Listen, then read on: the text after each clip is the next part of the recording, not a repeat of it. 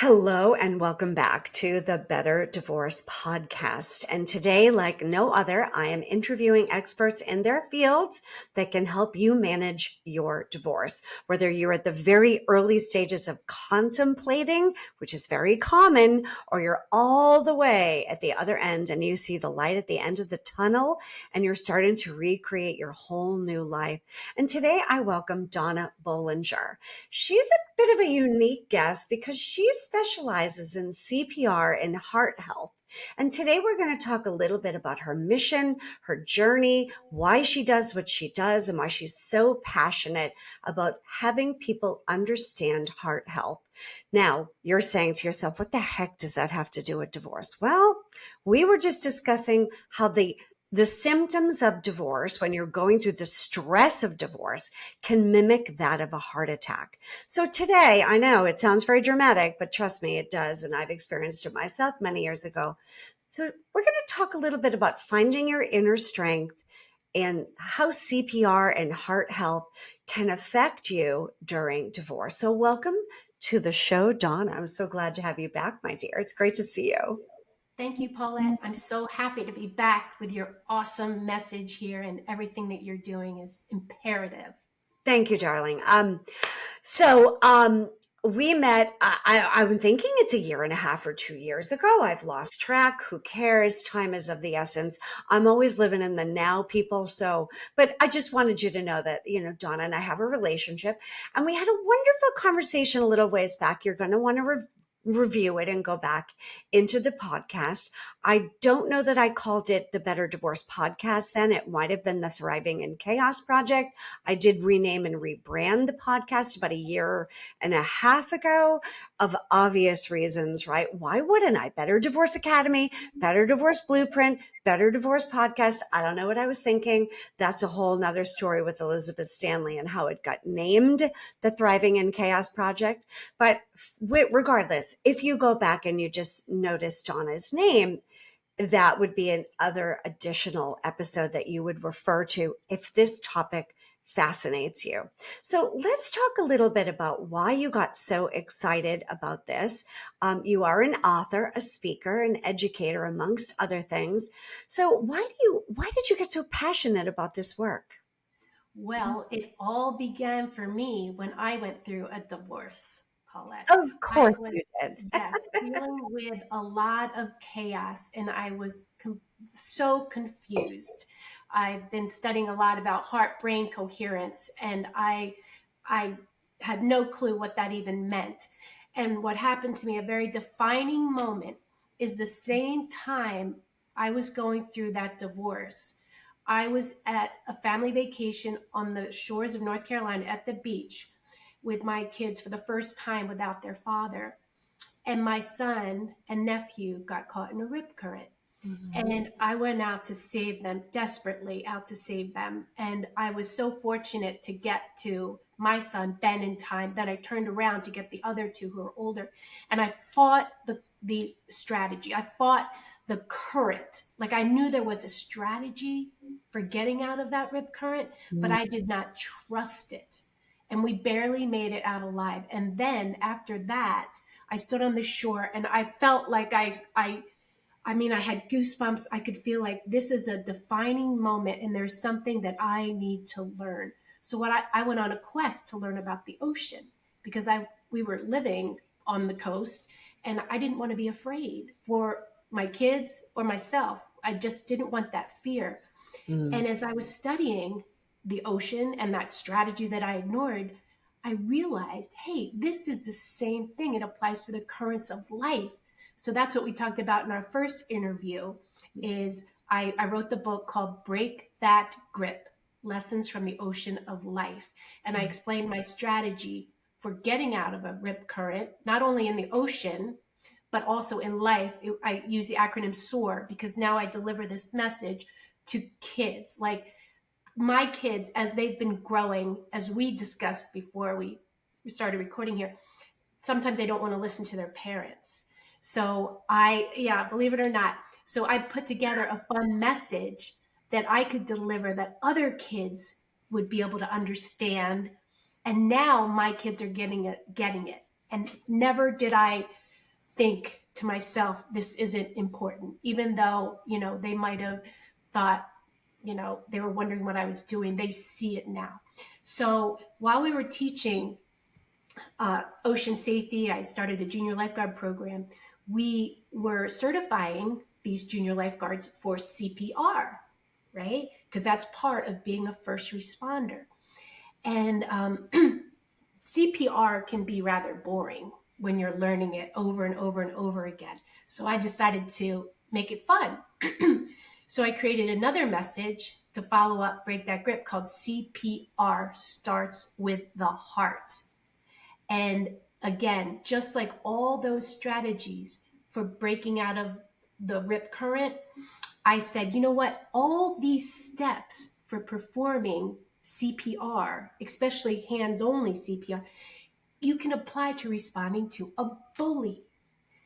And when we're going through a divorce, we bully ourselves and we feel like we're being bullied, right?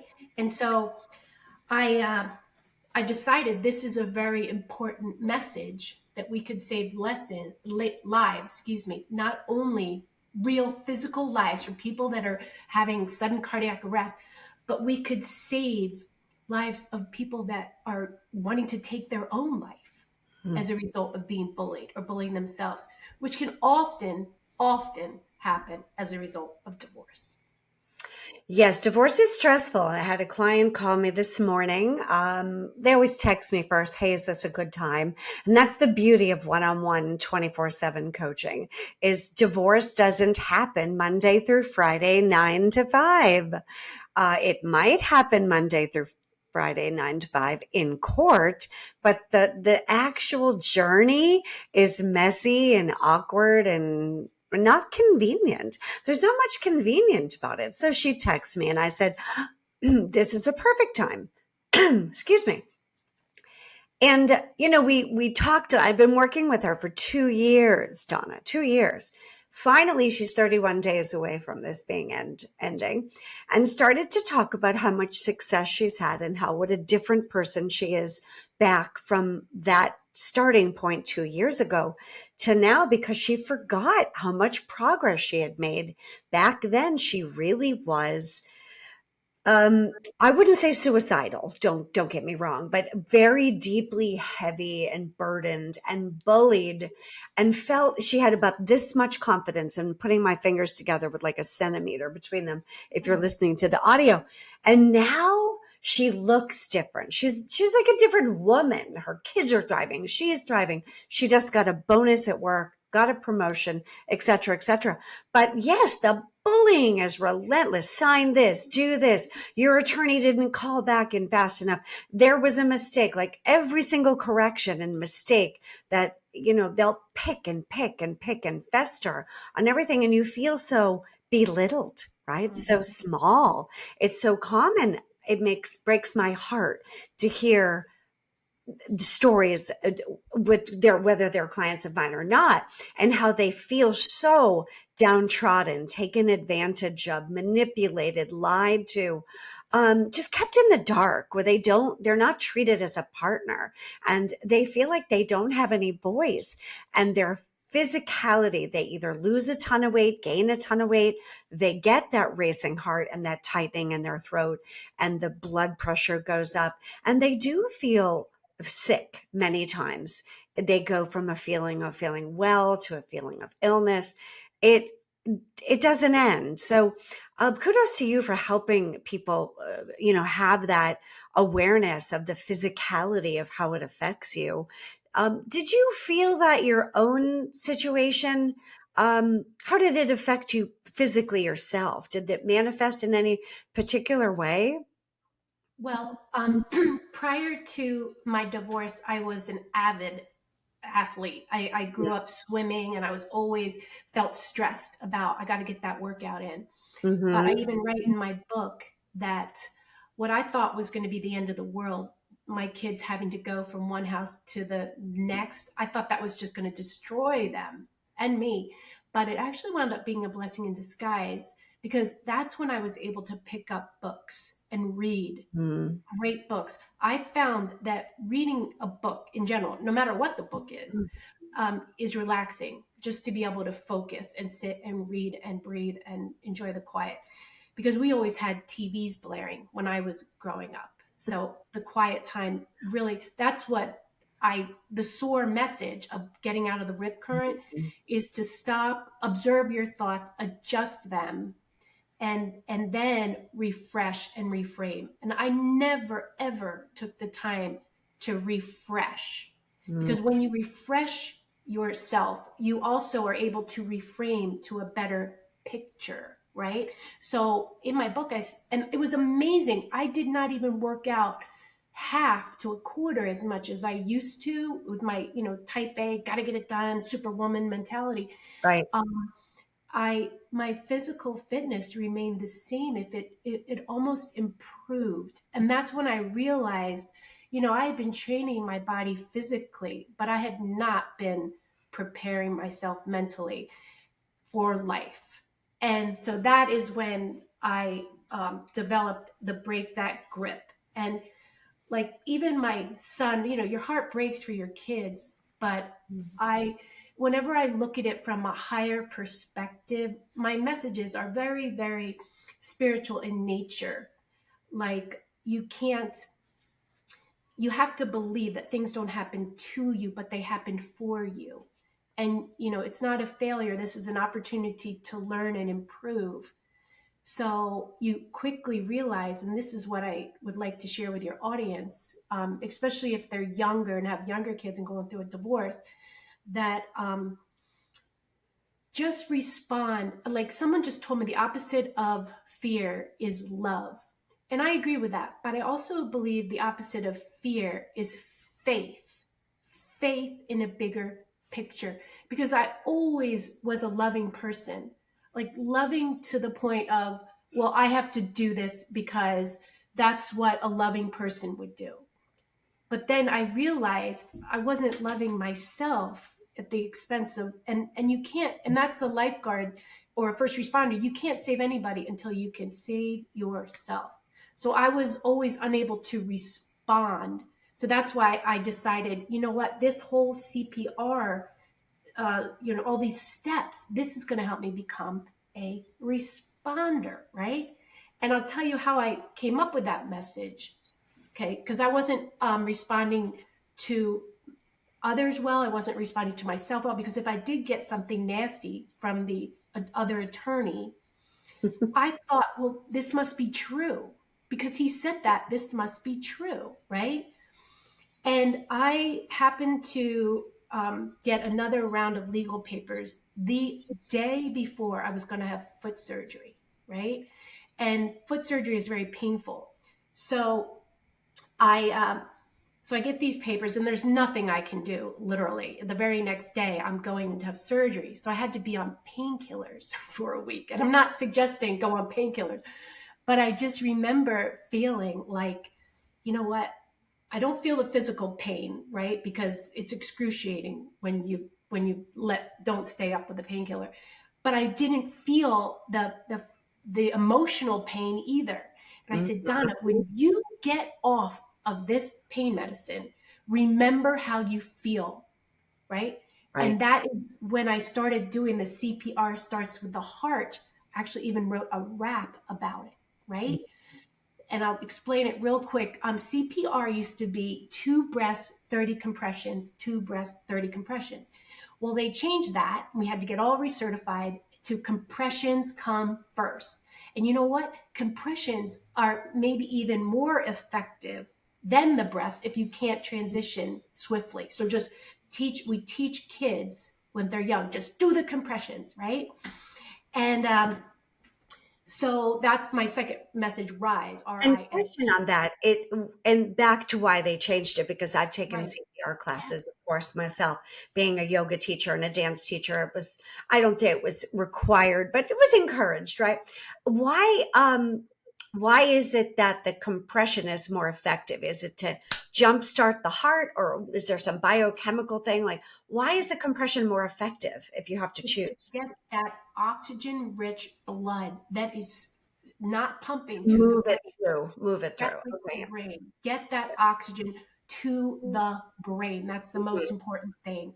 Got it. So I equated oxygen to affirmation, Mm, right? You've got to affirm yourself no matter what you are being told or delivered by someone else or yourself. You've got to flip that switch and find something to be grateful for, something that you're learning, right? mm, Before you respond. Because if you don't do that, if you keep responding or just reacting, and before thinking about how can I flip this switch, things are just going to get worse and worse and worse. And that's what happens in a divorce a lot of times, because the attorneys that I know you try to keep your clients out of, they want to stir the pot most of the time. I know one of our attorneys did. Whenever he saw blood in the water, he just went for the kill. And I said, "These are my kids.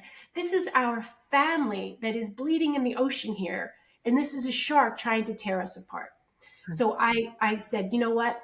We don't we are not each other's enemy, right? Especially when you have kids. We're on the same team regardless. For the rest of our lives, we're on the same team. So our only opponent is this other person, which sometimes I don't even think is a person. I feel like it's just patterns or entities that want to, greed. They're not looking at us as human beings. So I'm not going to let that defeat me, mm. right? Because I can't. Because if we go down, then our kids are not going to have a very good example set. Right. Well, one of the problems with that scenario that you just beautifully explained, and it's different for everyone. I don't want everyone to get anti-attorney. Some of my Right. best, dearest friends are attorneys. You know who you are. Um, but the very first thing they learn in law school is to advocate for one party, right? That's how they roll. That's the reason that they are a counselor at law. Um, and we use the word lawyer as a kind of a it's very long, counselor, counselor at law. But it is exactly that, where they are advocating and being representing one party. But in divorce, we never have one party. Now, there are types of litigation: business law, real estate law, criminal law, you name it. I could go through all the different types of law. But when it comes to family law, it's more than just spouse A and spouse B if there are minor children. We now have the unit as a whole.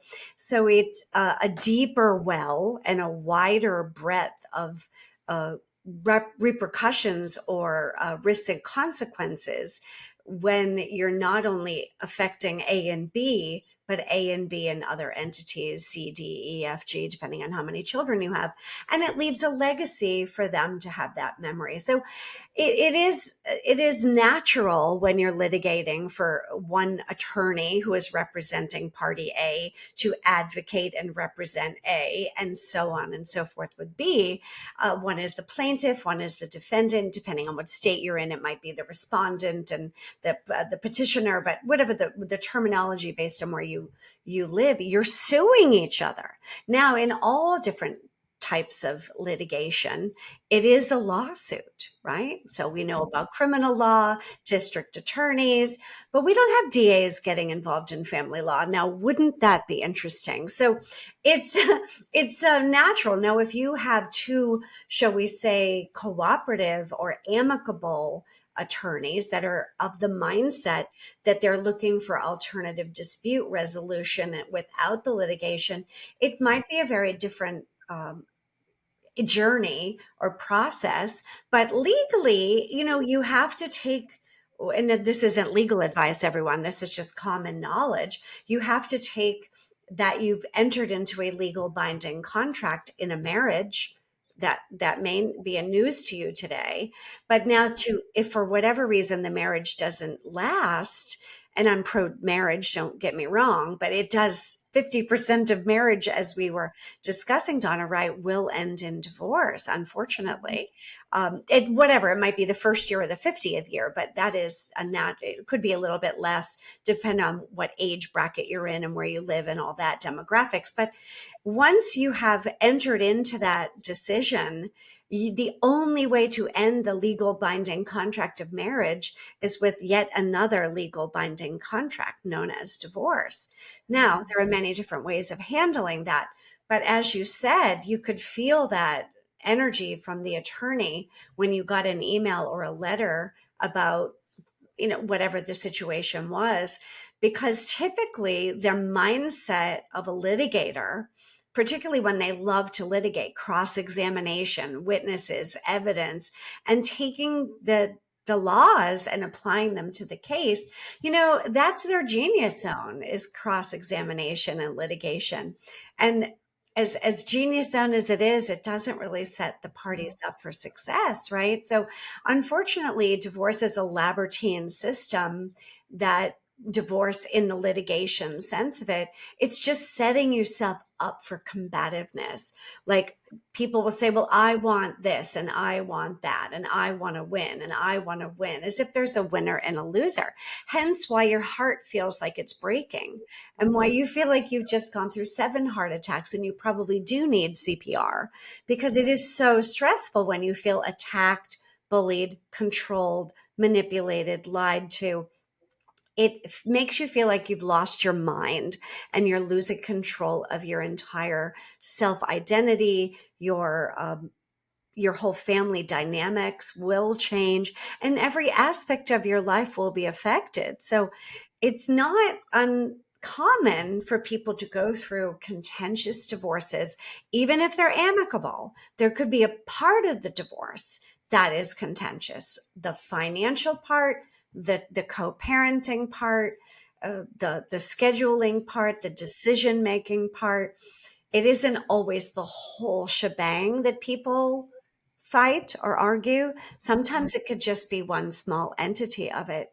But the more you feel you have support and knowledge and guidance, and know that no, it's not a heart attack, although check it out if you feel like it really is. So we don't want you to not get the medical care that you need by any means, but it is something worth looking at. I know that in my book, on page, I think I changed the note, on page 19 in Better Divorce Blueprint, I discuss this surgeon in an ER. He was a cardiac ER doctor, how he eventually discovered that the symptoms that kept coming into the ER were that mimicked a heart attack. But they weren't having a heart attack. They were just going through very high stressful situations. Now that may lead to a heart attack, and the other medical diagnosis of what a heart attack entails. But I mean, I could tell you myself, my throat tightened, my blood pressure rose, my pulse went up to probably 140, as if I'd been, running for, a mile. And my hands were sweaty. I felt like exhausted, drained, a headache, that type of, you feel like something is drastically wrong with you. So I think you're doing great work. And the more these young children can understand getting out of that riptide, yeah, almost drowned once and I have memories of it. So it's And scary. applies to life. It's amazing. And I number one, I just want to say I think it's great what you're doing, like the better divorce. Even prior to that, what I'm trying to do is help kids realize, figure out who they are Mm, and what lights them up before they even wind up getting married. Because I think the better you feel about yourself, and not so much what you're doing, but what lights you up. You could be doing something that you don't enjoy, right? Maybe you have a full-time job you don't enjoy, but you can still feel lit up from within. So this is my spiritual message. I can look back on my divorce now and see all that I learned, and I can give myself affirmation instead of feeling disappointed, regardless of who I'm with. Like my family, there's no history of divorce in my, and so when we get together, like for the holidays and stuff, I can start to feel kind of small until I, physically stand tall and realize how far that I've come. And, the plan for my life is different from the plan for theirs. Like I used to physically, when I used to feel hurt, even way back in college, I can remember this. If something happened that really hurt my heart, I could feel a shooting pain coming down my left arm. That's how much we are related, our body to our heart and what happens to us emotionally. So that's why I I encourage anyone that is going through a divorce to um, recognize this pattern of SOAR. Don't fight that rip current. Don't fight the attorney that's trying to create fear, right? Don't fight it. Even understand, why would your soon to be ex even allow them to write things like that about you? Don't fight it. Stop, just observe the picture, adjust, align, allow. It's like you're align with a higher power and allow for these answers. You receive them. That's the R. Mhm. And then your whole vision, there, everything expands. Like I write songs now, and I say, the revelations come so fast, you wonder, will they really last? Let them in, get to the core, for the ones that we adore, for your kids, right? Right. Don't stay in that rip currentness, like rise above. And so that's SOAR. And then rise, that's another thing. We're coming to another level here. We're rising above, and we're going to respond. We're not going to be stuck. We're going to inhale, right? Because that's what you got to do. That's all CPR. You got to inhale. Then the S is stay warm. How do we keep our heart warm, right? Mhm. This is us again. We go to source. We got to feel the love that's coming for us, right? Not us loving everybody else, because we can't love everyone else unless we're receiving love ourselves. And sometimes we're not going to get it from anyone. That's the affirmation. And so we have to let that source affirm us, and then we open our heart, we push that to our brain. So I wrote this rap, fill the heart with love and push it to the brain. Oxygen is what we need in order to sustain. And I make all these fun for kids. And then the E is exhale. Then exhale and say what you need to say. Mhm. And most importantly, if you mess up saying what you now is on your heart and you cultivated with warmth and all the love, joy, peace, patience, kindness, goodness, all this stuff. If you happen to exhale, maybe you lose a little self-control. Don't beat yourself up. You're trying. You are trying, and you know where you're coming from. Mhm. And I think everybody should try to go the route that you are promoting before they even hire a Well, lawyer. it's always optimal. Sometimes we can't do it, but I always say you've got nothing to lose. If private mediation fails for whatever reason and comes to an impasse, at least you have known what it is you do agree on, and you can build on that, and it saves a ton of time and money. And you feel like you're in control of your future. And yes, it does all start with yourself. You can divorce your partner, your spouse, but you cannot divorce yourself. You're stuck with yourself your whole life. So you better really love the body and the mind and the heart and the soul that you live in, because you're stuck with yourself. So you can't divorce yourself. Stay there, stay true. You've got this. So what is the best way for people to learn more about you and follow you and potentially learn more about your programs and trainings? Okay, well, it's D1 Productions Coach. I rebranded. It was Donna Bollinger because I'm a speaker and I wrote a book, but I wanted to be. It's not about me. This is about developing Division One people. I spent so much time in my life taking my kids to all these athletic events. We needed to be D1 athletes. Their dad was an NFL football player and my kids were all, and I was a swimmer. And I realized this is all great training for Mhm. discipline and hard work. Right. But what are we setting our sights on? There's nothing wrong with setting your sights on a gold medal. But I think, those, we can also, in this day and age, we need leaders, not just on sports teams, but we need leaders for our country, right? And I just think if they can take all that discipline and time and energy spent, again, competing against each other, we won, we won, we won, and put it towards, hey, you know what? Let's unify. Let's first unify our heart and mind, right? Individually. Then let's unify our family, our relationships, work on, learning to truly get along, and then unify our nation. Well, it's got to start locally. Don't be afraid to be the captain of your team or get involved in human relations at your high school, right? Because that's where it starts. Is getting, like, it's easy to think about. The hard part is human relations, and if you can learn how to relate to other human beings on a daily basis, I think we're all going to be better off. I couldn't agree more. So thank you, Donna, for your Yeah, wisdom B1 and your production. vision. Perfect. B1 Productions. It will all be in the show notes. To everybody here, I hope you've gained something from this conversation. Reach out to Donna. She really knows this topic well. Young children, education, heart health, CPR. She's an author, speaker. Check out her work. And you know where I am, in the trenches with you every day. So until next time, make it better.